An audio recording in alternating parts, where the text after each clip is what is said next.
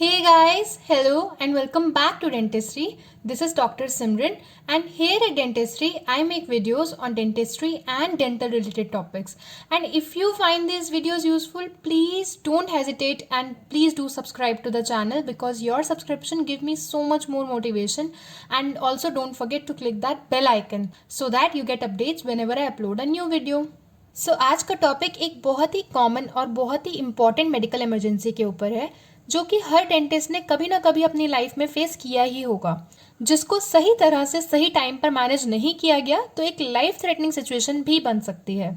Yes, we are talking about syncope or more appropriately vasodepressor syncope or वेजो vagal syncope या फिर common भाषा में कहें तो फेंटिंग.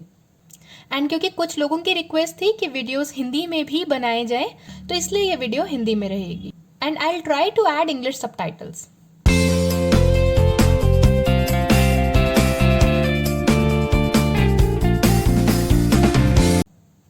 सिंकोप को हम किसी भी तरह के डेंटल ट्रीटमेंट के साथ एसोसिएट कर सकते हैं, बट दांत निकालने के यानी कि एक्सट्रैक्शंस के टाइम पर या कोई और सर्जिकल प्रोसीजर्स के टाइम पर इसके होने के चांसेस ज़्यादा रहते हैं. एंड सबसे ज़्यादा फ्रीक्वेंटली लोकल एनेस्थीसिया के इंजेक्शन लगाने से हम इसको रिलेट कर सकते हैं. हम अभी डिस्कस भी करेंगे कि ऐसा क्यों होता है. तो सिंकोप एक्चुअली में है क्या? It is an abrupt transient loss of consciousness with inability to maintain postural tone. मतलब ये एक शॉर्ट टर्म पीरियड के लिए ही होता है, बहुत ही कम टाइम के लिए होता है, बट उस दौरान पेशेंट अपना बॉडी पोस्चर खुद से मेंटेन नहीं कर पाता है. तो शॉर्ट टर्म से ये मतलब है कि ये बहुत ही कम ड्यूरेशन के लिए रहता है. मतलब कि अगर इसको सही टाइम से हम इसको रिकॉग्नाइज कर पाए कि ये सिंकोप में पेशेंट जा रहा है और उसी टाइम पे उसको सही मैनेजमेंट भी मिल जाए तो पेशेंट ऑलमोस्ट इमीडिएटली रिकवर कर जाता है.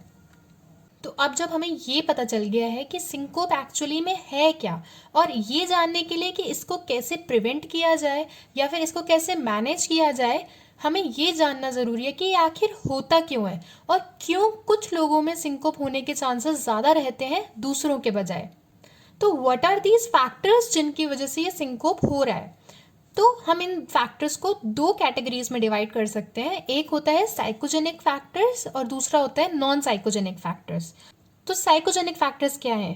Fright, anxiety, emotional stress. Patient घबरा रखा है, ऑलरेडी घबराया हुआ है, अपने ट्रीटमेंट को सोच सोच के घबरा रहा है, या फिर पेशेंट को अनएक्सपेक्टेडली और सडनली बहुत जोर का कुछ पेन हुआ है, या फिर उसका साइट ब्लड पे चला गया, या फिर कोई डेंटल या सर्जिकल इंस्ट्रूमेंट देख करके वो घबरा गया है. तो ये सारे फैक्टर्स साइकोजेनिक में आते हैं. और नॉन साइकोजेनिक फैक्टर्स क्या हो सकते हैं कि पेशेंट अपराइट पोजीशन में बैठा है जब उसका ट्रीटमेंट हो रहा है, या फिर वो स्टैंडिंग पोजीशन में है. और क्या हो सकता है कि पेशेंट हंग्री है और मील स्किप करके आया है या फिर डाइट कर रहा है. Hunger is also a very important factor for syncope. Then patient already exhausted है, एग्जॉस्शन से आया है. देन पुअर फिजिकल कंडीशन है पेशेंट की, हॉट ह्यूमिड क्लाइमेट है या फिर हॉट ह्यूमिड एनवायरनमेंट है, क्राउडेड एनवायरनमेंट है. एंड अगर पेशेंट की एज 16 to 35 ईयर्स है तो उसको सिंकोप होने के चांसेस ज़्यादा रहते हैं. एंड स्पेशली अगर पेशेंट मेल है तो मेल्स में सिंकोप होने के चांसेस ज़्यादा होते हैं. सो सिंकोप में एक्चुअली में हो क्या रहा है? तो because of any emotional stimuli या प्रोलॉन्ग स्टैंडिंग या फिर स्ट्रेस की वजह से there is an initially acute rise in the blood pressure. Then there is peripheral vasodilation. This is because of the increase in the sympathetic tone. अब sympathetic tone increase होएगी तो वो catecholamines को बॉडी में release करवाती है. अब ये कैटेकोलामीन्स हमारे फाइट और फ्राइट हार्मोन्स होते हैं जो कि हमारी बॉडी को प्रिपेयर करवाते हैं फॉर फाइट एंड फ्राइट. ये कैसे करते हैं? By providing increase blood flow to the skeletal muscles of the extremities. यानी कि वो ब्लड फ्लो इंक्रीज करवा देंगे in the skeletal muscles of our hands and legs. But since patient is in a sitting position, वो बैठा हुआ है, सो इसमें क्या होगा? वेसोडाइलेशन की वजह से एक्सट्रीमिटीज में वीनस ब्लड की पूलिंग हो जाएगी. And because of all these heart में ब्लड रिटर्न डिक्रीज हो जाएगा. There is a decrease in the venous return to the heart. इसकी वजह से हार्ट मसल्स विगरसली कॉन्ट्रैक्ट करेंगे and there is a hyper contractility of the ventricles with underfilled chambers. Because venous return तो आ ही नहीं रहा है, जो चेम्बर्स फिल नहीं हो रहे हैं. जब ये विगरसली हार्ट मसल्स कॉन्ट्रैक्ट करते हैं तो देर is a stimulation of the mechanical receptors जो कि हार्ट वॉल में ही होते हैं. नाउ इसकी वजह से there is vagal stimulation and vagus nerve के थ्रू फीडबैक सेंड होगा to the medulla. Because of this, there is inhibition of the sympathetic tone and ultimately there will be parasympathetic overdrive. अब body काम and compose होने लगेगी. So because of all these peripheral vasodilation हो रहा है skeletal muscles में and venous return नहीं आ रहा हार्ट में, सो इसकी वजह से कार्डियक आउटपुट भी नहीं है and ultimately bradycardia and arteriolar dilatation की वजह से there is hypotension and this is how vasovagal syncope sets in. तो अब अगर हमें सिंकोप को प्रिवेंट करना है तो यही फैक्टर्स इंपॉर्टेंट है. इन्हीं फैक्टर्स को प्रिवेंट करके हम सिंकोप को भी प्रिवेंट कर सकते हैं. तो अब अगर पेशेंट एंजाइटी में है, इमोशनल स्ट्रेस में है, तो हमें पता लगाना ज़रूरी है कि कौन सा पेशेंट ज़्यादा एंशियस हो रहा है, ज़्यादा घबरा रहा है. उसके लिए आप उससे पूछ सकते हैं उसकी पास्ट मेडिकल हिस्ट्री कैसी रही थी, पास्ट डेंटल अपॉइंटमेंट कैसी रही थी. तो इससे आपको एक आइडिया लग सकता है कि उसको पिछले डेंटल ट्रीटमेंट के दौरान तो कोई इवेंट ऐसा नहीं हुआ था, या फिर उसको आप पूछ सकते हैं कि आपको दर्द किस तरह का है. इस तरह की बातों से पेशेंट खुद ही अपने फियर और एंजाइटी जो भी है वो बोलने लगता है. तो आप पहचान सकते हैं कि कौन सा पेशेंट कितना ओवरली एंशियस है. दूसरी चीज़ हमने डिस्कस करा था कि पेशेंट को अगर अनएक्सपेक्टेडली सडन पेन होता है, तो इसीलिए अगर आप कोई प्रोसीजर कर रहे हैं और उसकी वजह से पेशेंट को सडन पेन हो रहा है, तो आपको पहले पेशेंट को इन्फॉर्म करना चाहिए कि अब मैं ये प्रोसीजर करने वाला हूँ या करने वाली हूँ. हो सकता है इससे आपको कि दर्द हो, ताकि पेशेंट प्रिपेयर्ड रहे उस पेन को सहन करने के लिए. देन प्रॉपर हिस्ट्री लेना ऑब्वियसली बहुत इंपॉर्टेंट है, बिकॉज उससे हमें पेशेंट की प्रॉपर फिजिकल कंडीशन के बारे में अच्छे से पता लग पाएगा. एंड ये सिंकोप बच्चों में बहुत ही रेयरली देखने को मिलता है एंड 16 to 35 ईयर्स की एज ग्रुप में ज़्यादातर देखने को मिलता है एंड स्पेशली मेल जेंडर में ज़्यादा देखने को मिलता है. ऐसा क्यों होता है? बिकॉज बच्चे अपना इमोशन हाइड नहीं करते हैं. अगर उनको डर लग रहा है तो वो चीखते हैं, चिल्लाते हैं, हाथ पैर मारते हैं. एंड अभी हमने मैकेनिज्म ऑफ एक्शन में देखा है कि वेसोडाइलेशन की वजह से पेरिफ्रीज की स्केलेटल मसल्स में ब्लड ज़्यादा जा रहा है एंड बिकॉज स्केलेटल मसल्स की मूवमेंट नहीं हो पा रही, तो इस वजह से वीनस रिटर्न नहीं हो रहा हार्ट को. तो बच्चों में क्या हो रहा है, वो हाथ पैर मार रहे हैं जिसकी वजह से स्केलेटल मसल्स में कॉन्ट्रैक्शन हो रही है एंड अल्टीमेटली वहाँ से ब्लड वीनस रिटर्न हो रही है और वो कार्डियक आउटपुट निकल रहा है. तो ये भी एक रीज़न है कि बच्चों में सिंकोप काफ़ी रेयरली देखने को मिलता है. तो अब हम देखते हैं कि पता कैसे चलेगा कि पेशेंट सिंकोप में जा रहा है. तो सिंकोप के भी 3 फेजेस हैं, यानी कि प्री सिंकोप, सिंकोप और जिस फेज में रिकवरी होती है उसको हम पोस्ट सिंकोप या फिर रिकवरी फेज भी कहते हैं. सिंकोप आने से पहले भी पेशेंट काफ़ी सारे सिम्टम्स शो करता है जिससे हम पता लगा सकते हैं कि वो सिंकोप में जाने वाला है. तो उसको हम कह देते हैं प्री सिंकोपल फेज. तो उस टाइम पे हमें क्या सिम्टम्स पेशेंट शो करेगा? जो उसके नेक और फेस की स्किन है वो वार्म हो जाएगी, देन पैलर हो जाएगा, यानी कि पेलनेस हो जाएगी उसकी स्किन पे, एशन ग्रे स्किन हम जिसको कहते हैं वैसी सी स्किन हो जाएगी उसकी. देन उसके माथे पे हम स्वेटिंग देख सकेंगे कि वो स्वेट करने लगेगा काफ़ी. देन पेशेंट ये आपको खुद से भी बताएगा कि उसको अच्छा फील नहीं हो रहा है, उसको चक्कर आ रहे हैं, पेशेंट नॉजिएटेड फील करेगा, उसको लगेगा कि वो प्यूक कर देगा, उसको लगेगा वॉमिट आ रही है. देन उसका जो ब्लड प्रेशर पे हम देखें तो वो बेस लाइन से नीचे होने लगेगा, मतलब ब्लड प्रेशर उसका ड्रॉप होने लगेगा. और जो हार्ट रेट है वो सिग्निफिकेंटली इंक्रीज होएगी, यानी 80 to 120 बीट्स पर मिनट और इवन मोर. तो हार्ट रेट काफ़ी हाई हो रही है और ब्लड प्रेशर डिक्रीज हो रहा है ड्यूरिंग दिस फेज. देन जैसे ये प्री सिंकोपल फेज आगे प्रोसीड करता है, पेशेंट की प्यूपिल्स हम देखेंगे डायलेट होती हुई, पेशेंट यॉर्निंग करने लगेगा. देन उसकी जो डेप्थ ऑफ रेस्पिरेशन है वो बढ़ जाएगी, यानी कि जिसको हम कहते हैं हाइपरनिया हो जाएगा पेशेंट को. देन उसके जो हाथ पैर है वो ठंडे पड़ जाएंगे, कोल्ड एक्सट्रीमिटीज हो जाएंगी. Then just prior to losing his consciousness patient का हार्ट रेट और ब्लड प्रेशर दोनों ही बहुत डिप्रेस होने लगेंगे.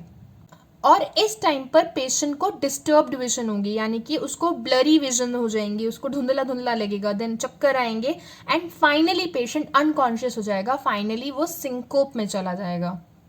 सो बिफोर कि पेशेंट सिंकोप में जाए हमें काफ़ी मिनट्स का टाइम ड्यूरेशन मिल रहा है, जिस टाइम पर हमको काफ़ी वार्निंग सिम्टम्स मिल रहे हैं कि हाँ पेशेंट सिंकोप में जाने वाला है. तो इसी पीरियड के दौरान अगर हमने इसी फेज में पेशेंट को सुपाइन पोजीशन में लेटा दिया, या फिर अगर पेशेंट ऑलरेडी सुपाइन पोजीशन में ही है जब ये सारे सिम्टम्स उसको आ रहे हैं, तो हो सकता है कि पेशेंट कभी भी अपनी कॉन्शियसनेस लूज करे ही ना, या फिर बहुत ही जल्दी उसकी रिकवरी भी हो जाए और ज़्यादा उसको कोई इफेक्ट हो भी ना.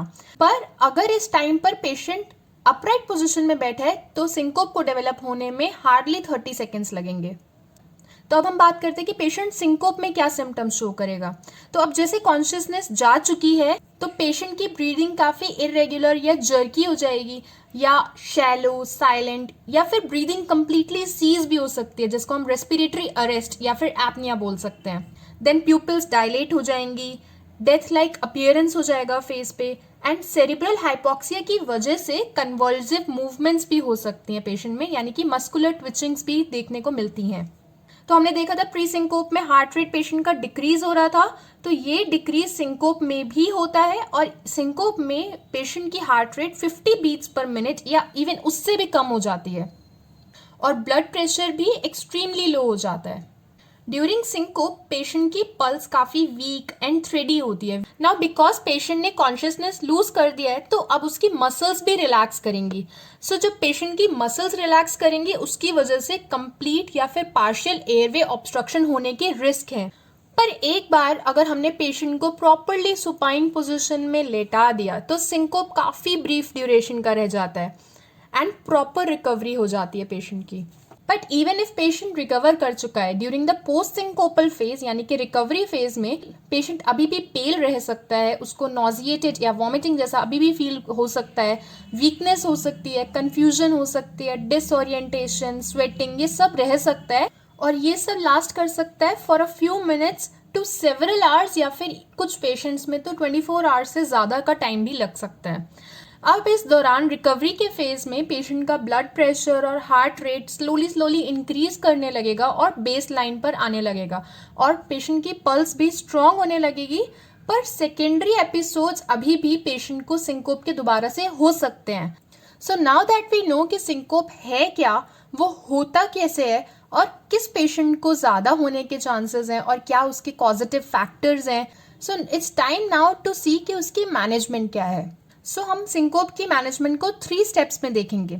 सबसे पहला स्टेप मैनेजमेंट के लिए, जिसको थ्रू आउट द वीडियो मैंने मल्टीपल टाइम्स रिपीट किया है, वो है position. So first step for the management of syncope is position. तो as soon as we get to know कि हाँ पेशेंट अनकॉन्शियस हो रहा है, हमें उसे सुपाइन पोजीशन में लौटा देना है। सुपाइन पोजीशन में क्या होता है कि पेशेंट का ब्रेन का लेवल उसके हार्ट के लेवल की इक्वल रहेगा, एंड सिर्फ और सिर्फ पेशेंट की लेग्स हम रेज करेंगे टू 10 to 15 डिग्रीज, यानी कि ब्रेन और हार्ट का लेवल सेम है एंड सिर्फ लेग्स 10 to 15 डिग्रीज एलिवेटेड है। बट इस पोजिशन को ट्रेंडलेनबर्ग पोजिशन से कंफ्यूज नहीं करना है, जो कि हेड डाउन पोजिशन होती है, जिसमें कि पेशेंट का ब्रेन का लेवल उसके हार्ट के लेवल से नीचे रहता है। क्योंकि अगर हम पेशेंट को हेड डाउन पोजीशन में कर देंगे तो एब्डोमिनल विसरा सारा पेशेंट का ग्रेविटी की वजह से ऊपर आ जाएगा, एंड जब एब्डोमिनल विसरा ऊपर आ जाएगा तो वो डायफ्राम को कंप्रेस करेगा, जिसकी वजह से रेस्पिरेटरी रिस्ट्रिक्शन हो जाएगी, एंड रेस्पिरेटरी रिस्ट्रिक्शन की वजह से पेशेंट की ब्रीदिंग डिमिनिश होने लगेगी। एंड जब पेशेंट सिंकोप में है तो हमने अभी डिस्कस भी किया है कि कंप्लीट या पार्शियल एयरवे ऑब्स्ट्रक्शन हो सकता है, जिसकी वजह से ऑलरेडी उसकी ब्रीदिंग डिमिनिश्ड है। तो हमारा primary objective of management is कि हमें किसी भी तरह से ऑक्सीजनेटेड ब्लड पेशेंट के ब्रेन तक डिलीवर करवाना है, और सुपाइन पोजीशन इसको बेस्ट इनेबल करती है। सो अब नाउ हमने प्रॉपर पोजीशनिंग कर दी है पेशेंट की, लेकिन अभी भी सिंकोप से पेशेंट बाहर नहीं आया है, तो हमारा नेक्स्ट स्टेप क्या होगा मैनेजमेंट का? सर्कुलेशन, एयरवे एंड ब्रीदिंग को असेस करना एंड मैनेज करना। तो प्री सिंकोप में तो पेशेंट ऑलरेडी कॉन्शियस है, तो सर्कुलेशन, एयरवे और breathing is adequate during the pre syncopal phase. पर सिंकोप में हमें पेटेंट एयरवे इंश्योर करना जरूरी है। So opening of airway plus restoration of breathing most basic and important steps हैं बेसिक लाइफ सपोर्ट के। तो अब हम सर्कुलेशन कैसे असेस करेंगे? सर्कुलेशन असेस करने के लिए हम पेशेंट की कैरोटिड पल्स को पैल्पेट कर सकते हैं। नाउ फॉर एयरवे पेटेंसी और एडिक्वेट ब्रीदिंग, अगर पेशेंट की चेस्ट मूव कर रही है यानी कि एडिक्वेट एयर प्रेजेंट है, या फिर पेशेंट जो एयर को एक्सहेल कर रहा है हम उसको फील कर सकते हैं या सुन सकते हैं, तो इससे भी हम पता लगा सकते हैं कि एडिक्वेट एयर प्रेजेंट है या नहीं है। नाउ अगर एयरवे पेटेंट नहीं है तो फिर हम क्या कर सकते हैं? तो एयरवे पेटेंसी मेंटेन करने के लिए हम एक टेक्निक यूज करते हैं जिसको हम कहते हैं हेड टिल्ट चिन लिफ्ट टेक्निक। सो इस टेक्निक को करने के लिए मैंडिबल को 2 फिंगर से सपोर्ट करके थोड़ा सा लिफ्ट करते हैं, एंड देन जो फोरहेड है उसको बैकवर्डली टिल्ट करते हैं, एंड हेड को 30 डिग्रीज टर्न करते हैं जिससे कि पेटेंट एयरवे इस्टेब्लिश हो सके। अगर अभी भी पेशेंट का एयरवे रिस्ट्रिक्टेड है तो इस केस में हम मैंडिबल को फॉरवर्डली डिस्प्लेस करेंगे। इसको हम कहते हैं जॉ थ्रस्ट मूवमेंट। इसमें एंगल ऑफ मैंडिबल से जॉ को पकड़कर फॉरवर्डली डिस्प्लेस करेंगे with both the hands to achieve a patent airway. And अगर ऑक्सीजन अवेलेबल है तो हम उसको एडमिनिस्टर करेंगे थ्रू वेंटी मास्क और नेजल कैन्युला। यूजुअली सिंकोप के दौरान स्पॉन्टेनियस रेस्पिरेशन प्रेजेंट होती है, बट इन सर्टेन केसेस जहां पे स्पॉन्टेनियस रेस्पिरेशन नहीं हो पा रही है तो rescue respiration is necessary. Now the next step towards the management of syncope is definitive care.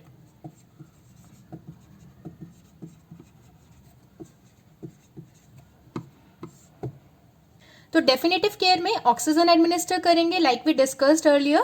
Then ammonia ampules can be crushed और पेशेंट के नोज के पास उसको रख सकते हैं for speedy recovery. Aromatic ammonia एक रेस्पिरेटरी स्टिमुलेंट है जिसको पेशेंट इनहेल करेगा तो उसकी नॉक्शियस या पंजेंट स्मेल की वजह से उसकी breathing and muscular movement stimulate हो जाएगी एंड जिसकी वजह से स्पीडी रिकवरी होगी। नाउ इफ पेशेंट को अभी भी ब्रेडिकार्डिया परसिस्ट कर रहा है यानी कि उसकी हार्ट रेट अभी भी डिप्रेस्ड है तो हम इस पेशेंट में एंटीकोलिनर्जिक ड्रग एडमिनिस्टर कर सकते हैं यानी कि एट्रोपिन हम इसमें एडमिनिस्टर करेंगे। Either IV or IM both can be done. Now जब पेशेंट रिकवर कर रहा है अपने कॉन्शियसनेस में तो ये इंपॉर्टेंट है for both the doctors and emergency team members कि वो खुद को काम एंड कंपोज रखें, क्योंकि पेशेंट घबराए हुए डेंटल टीम को देखकर और ज्यादा घबरा सकता है और दोबारा सिंकोप में जा सकता है। But even after doing all the above steps patient अभी भी कॉन्शियसनेस रिगेन नहीं कर पा रहा है and it's been more than 5 minutes या फिर कंप्लीट रिकवरी नहीं हो पा रही है, पेशेंट को 15 to 20 मिनट्स से ऊपर हो चुका है, तो हो सकता है कि सिंकोप के अलावा कोई और कॉज हो जिसकी वजह से पेशेंट इस हालत में है। सो इन दैट केस हमें इमरजेंसी मेडिकल सर्विसेज को रेफर करना चाहिए। So to list a few causes of delayed recovery from syncope can be seizures, cerebrovascular accident like stroke, transient ischemic attacks, cardiac dysrhythmias और hypoglycemia। तो syncope से recovery होने के बाद उस दिन के लिए कोई और एडिशनल डेंटल ट्रीटमेंट हम नहीं करेंगे पेशेंट में, बिकॉज पॉसिबिलिटीज हैं कि सेकेंडरी एपिसोड सिंकोप के पेशेंट को दोबारा से हों एंड बॉडी को 24 आवर्स चाहिए फॉर रिकवरी। तो अब पेशेंट को घर भेजने से पहले हमें पता लगाना चाहिए कि वो सिंकोप का एपिसोड पेशेंट में किस वजह से हुआ है। हो सकता है वो हंगर की वजह से हो सकता है वो डर की वजह से है। तो जो भी रीज़न है हमें वो पता लगाना, वो फैक्टर हमें पता लगाना ज़रूरी है ताकि हम फ्यूचर ट्रीटमेंट उसके अकॉर्डिंग ही प्लान कर सकें और अवॉइड कर सकें सिंकोप का episode in the future for that patient. तो आप पेशेंट को ये इन्फॉर्म करें कि आज आपको दोबारा से ऐसे फेंटिंग जैसी चीज़ें हो सकती हैं कि आपको सेकेंडरी एपिसोड्स ऑफ सिंकोप होने के चांसेस हैं एंड कभी भी पेशेंट को अकेले घर पे ना भेजें, स्पेशली उसको अकेले ड्राइव करके घर ना भेजें, बिकॉज इन दैट केस हो सकता है पेशेंट को ड्राइव करते हुए सिंकोप हो तो उसमें फिर वो खुद के लिए भी और रोड पे चलने वाले लोगों के लिए भी रिस्क बन सकता है। सो हमेशा ध्यान रखें after the episode of syncope patient के साथ में कोई हो जिसके साथ वो घर जा सके। So that is all about syncope and its management. So it was the requested topic, and if you also have any requests or suggestions, so please comment down below, or you can also contact me on my Instagram handle, the link for which is there in the description. And please like करना मत भूलना video को, and please subscribe कर दो यार, बहुत motivation मिलती है आपके सब्सक्रिप्शन से। तो सब्सक्राइब कर देना एंड बेल आइकन को भी प्रेस कर देना ताकि आपको हर बार नोटिफिकेशन मिल जाए जब भी मैं अपलोड करूँ। So see you until next time with a new topic. Bye bye. Thank you.